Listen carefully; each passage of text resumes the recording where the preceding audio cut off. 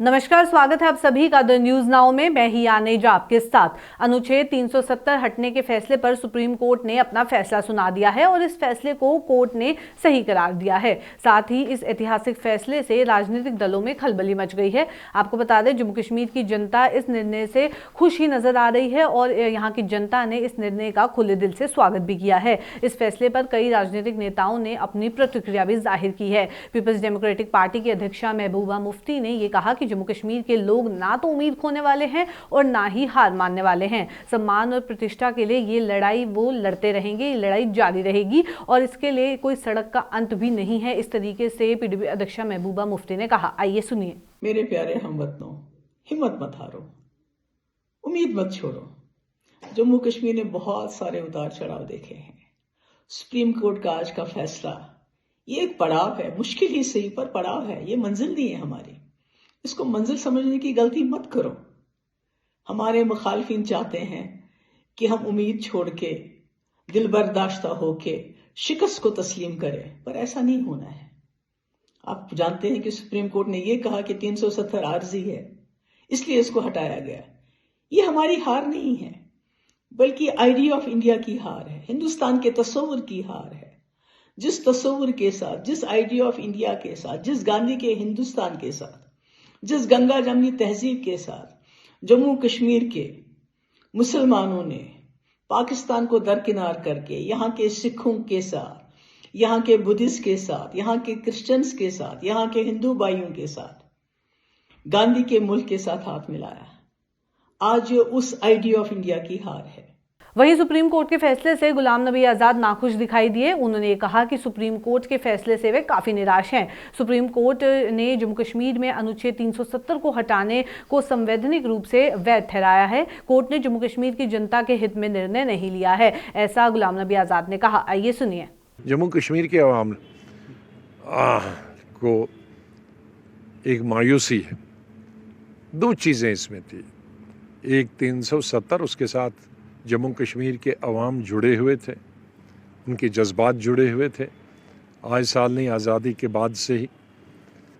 और जिन हालात में दफ़ा 370 को हिंदुस्तान के आईन में और स्टेट के आयून में जगह दी गई थी, उसकी कुछ तारीखी वजूहात थी जिनकी वजह से रखा गया था, और कुछ जोग्राफियाई हालात थी और कुछ सियासी हालात थे।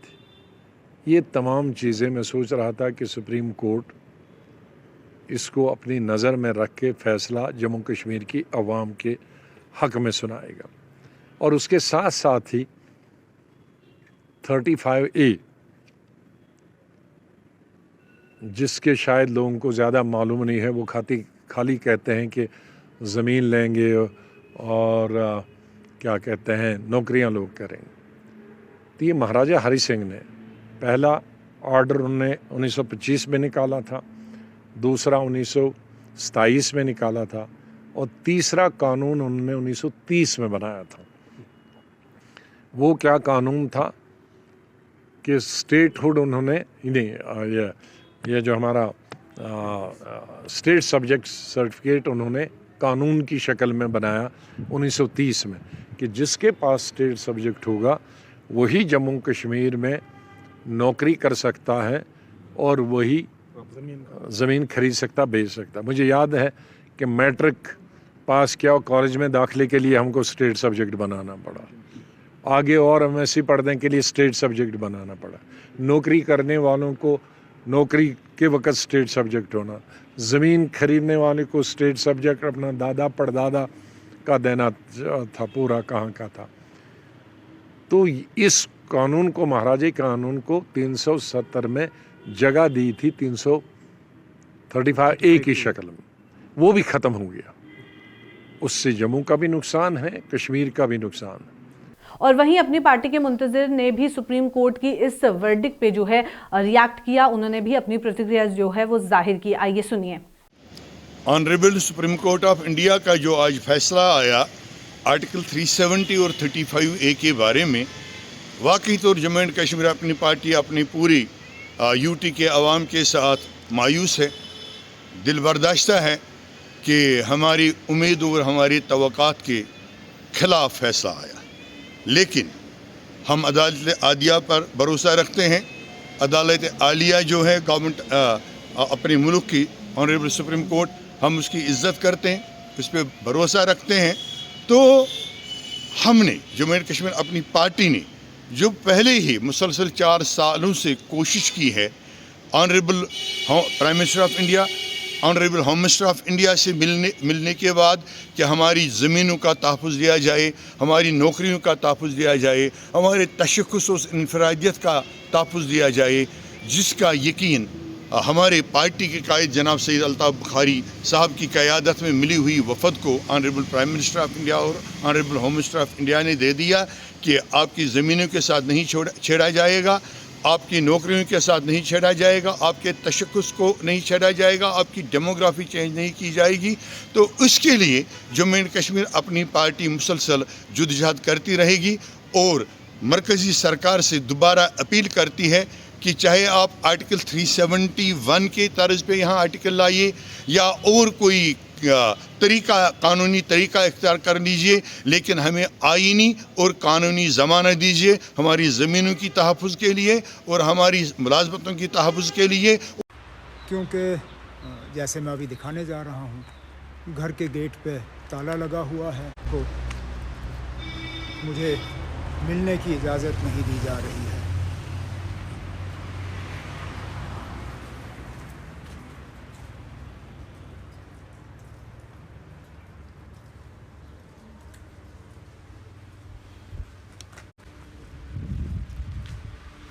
मैं चाहता था कि आज सुप्रीम कोर्ट में जो हुआ उसका मैं रिएक्शन और मैं उसके बारे में अपने ख़यालात डायरेक्ट मीडिया को दे देता, जिसके ज़रिए वो आप तक पहुंचा देते, लेकिन उन्हें मेरे घर आने की इजाज़त नहीं और मुझे यहाँ से निकलने की इजाज़त नहीं।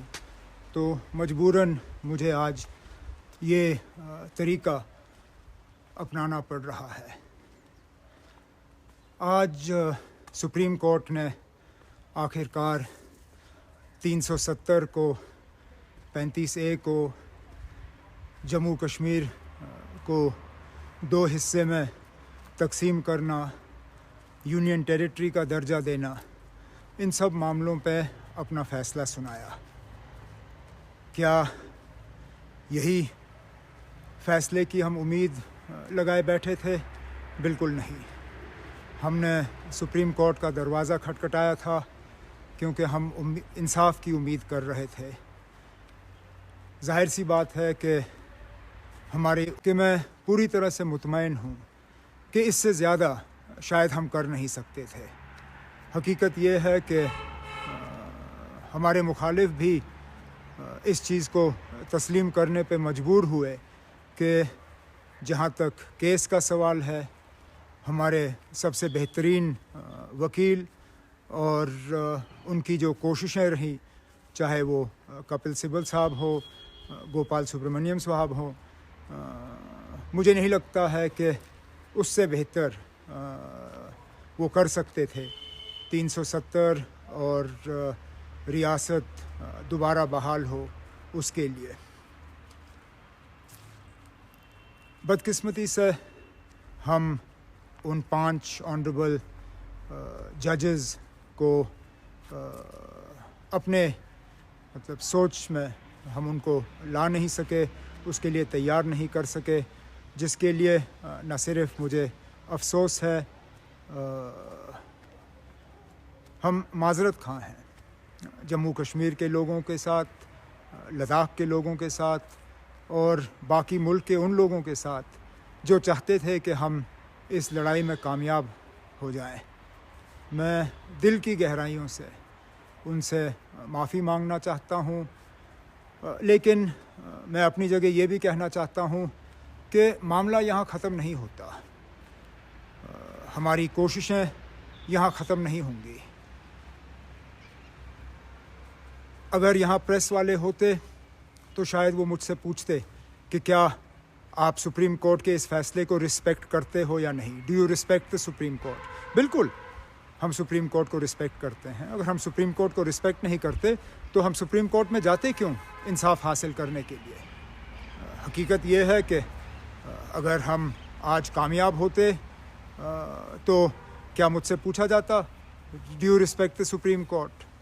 हारने के बाद अगर मैं ये कहूँ कि हम सुप्रीम कोर्ट को नहीं मानते या सुप्रीम कोर्ट के इस फैसले को नहीं मानते तो वो अपनी जगह गलत होता। लेकिन क्या इसके बाद हमारे पास और रास्ते हैं?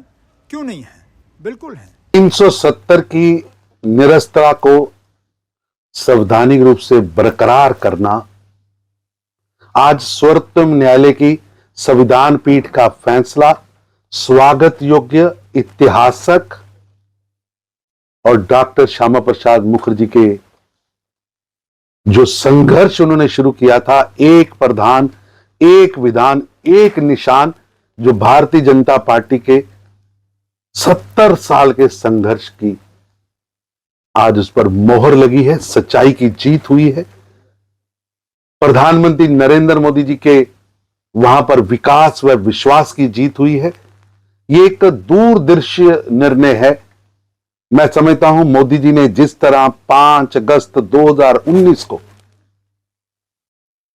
धारा 370 और 35 से मुक्ति दी थी, उस मुक्ति पर आज सुप्रीम कोर्ट की संवैधानिक पीठ ने धारा 370 और 35 के हटाने के मोदी सरकार के फैसले पर अपनी जो प्रक्रिया दी है और उसके उद्देश्य को बरकरार रखा है, मैं उसे कोटि कोटि नमन करता हूं, उनका स्वागत करता हूं।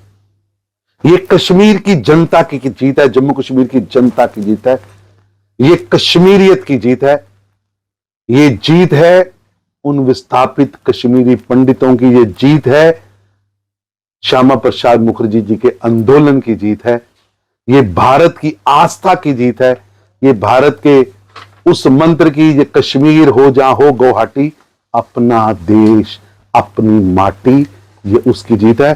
और प्रधानमंत्री जी ने जो एक फैसला किया था, जो देश के सदन के अंदर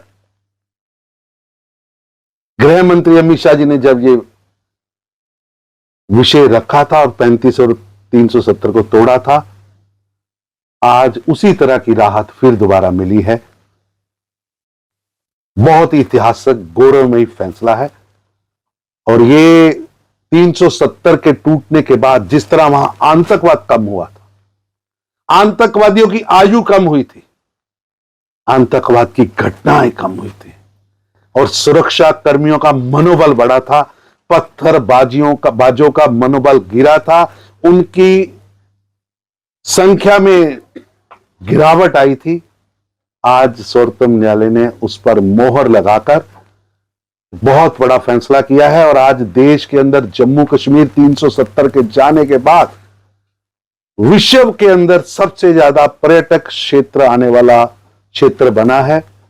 आज जम्मू कश्मीर प्रधानमंत्री मोदी जी के विकास और विश्वास के कारण एक टूरिज्म कैपिटल बना है और ये टूरिज्म कैपिटल बनाने का विकास और विश्वास का जो मॉडल है मोदी जी का, आज उसे सर्वोच्च न्यायालय ने वहां आज सत्य की जीत हुई है। तो आपने सुना कि अलग अलग लीडर्स ने क्या कुछ कहा इस वर्डिक्ट पे। साथ ही साथ आपको बता दें, इस ऐतिहासिक फैसले से राजनीतिक दलों में इस समय खलबली मच गई है। तो चलिए फिलहाल के अंक में इतना ही। ऐसी और खबरें लेके आपसे मुलाकात करेंगे। अभी के लिए दीजिए इजाजत। नमस्कार।